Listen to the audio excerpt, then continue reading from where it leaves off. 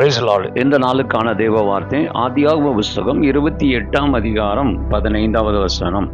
அதனுடைய 2வது பகுதி, நான் உனக்கு சொன்னதை செய்யும் அளவும் உன்னை கைவிடுவது இல்லை என்றார்.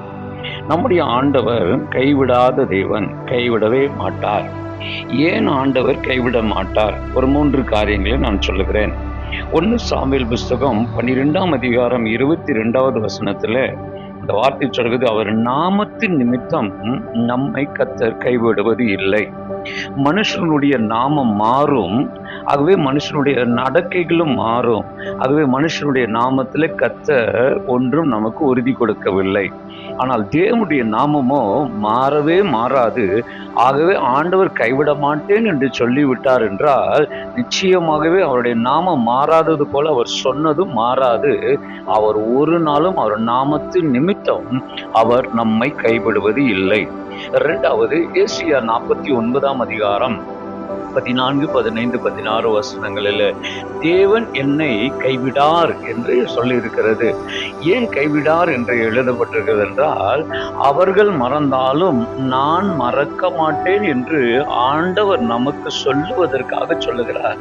கைவிடார் என்று சொல்லுகிறது. இப்படி சொல்லுவேன், நீர் என்னை குறித்த திட்டத்திலே உடைய கையிலே வரைந்து வைத்திருப்பதனாலே என்னை நீர் கைவிட மாட்டீர் என்று நாம் ஆண்டவரை பார்த்து சொல்லுகிறபடினாலே ஆண்டவரும் நம்மை பார்த்து சொல்லுகிறார், உள்ளங்கையில் உன்னை வரைந்திருக்கிறேன், ஆகவே நான் கைவிட மாட்டேன். ஸோ ஆண்டவர் நம்மை கொண்டு ஒரு திட்டத்தை வைத்திருக்கிறார். அந்த திட்டத்தை நம் மூலமாக கர்த்தர் நிறைவேற்ற போகிறபடியினாலே ஆண்டவர் நம்மை கைவிடவே மாட்டார். 3வது, யோவான் சுவிசேஷம் 10ஆம் அதிகாரம் 14, 15 வசனங்களிலே அவர் நம்முடைய மெய்ப்பன், நாம் அவருடைய ஆடுகள். ஆண்டவர் என்னை விலைக்கு வாங்கி அவருடைய சொந்தமாக மாற்றினபடினாலே ஆண்டவர் என்னை கைவிடவே மாட்டார். அவர் என்னை விலைக்கு வாங்கினபடினாலே, அவர் எனக்கு ஜீவன் கொடுத்தபடினாலே, அவர் என்னுடைய நல்ல மெய்ப்பனாய் இருக்கிறபடினாலே. அருமையானவர்களே, பிரச்சனை வந்தால் ஆண்டவர் ஓடி போகிற தேவன் அல்ல. பிரச்சனை வந்தால் உங்களுக்காக நின்று அந்த யுத்தத்தில் ஜெயித்து உங்களை விடுதலை ஆக்குகிற ஒரு நல்ல மெய்ப்பன் தான் நம்முடைய ஆண்டவராகிய கர்த்தர். ஆகவே நீங்கள் நானும் அவருடைய பிள்ளைகள்.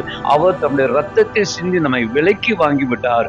ஒரு நாளும் ஒருபோதும் நம்மை கைவிடவே மாட்டார். ஒருவேளை இன்றைக்கு இந்த செய்தியை கேட்கிற நீங்கள், ஆண்டவர் என்னை கைவிட்டு விட்டாரோ, நான் தனிமையா இருக்கிறேனே, நான் பொருளாதாரத்தில் வீழ்ச்சி அடைந்திருக்கிறேனே, பலவிதமான நெருக்கங்களில் இருக்கிறேனே என்று சொல்லி நீங்கள் புலம்புவீர்கள் என்றால், உங்களுக்கு இந்த வார்த்தையை கர்த்தர் சொல்லுகிறார், அவர் உங்களை கைவிட மாட்டார்.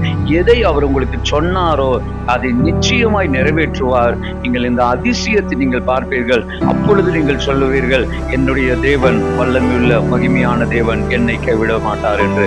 கர்த்தர் தாமே இந்த வார்த்தைகளை கொண்டு உங்களை ஆஸ்வதிப்பாராக. God bless you.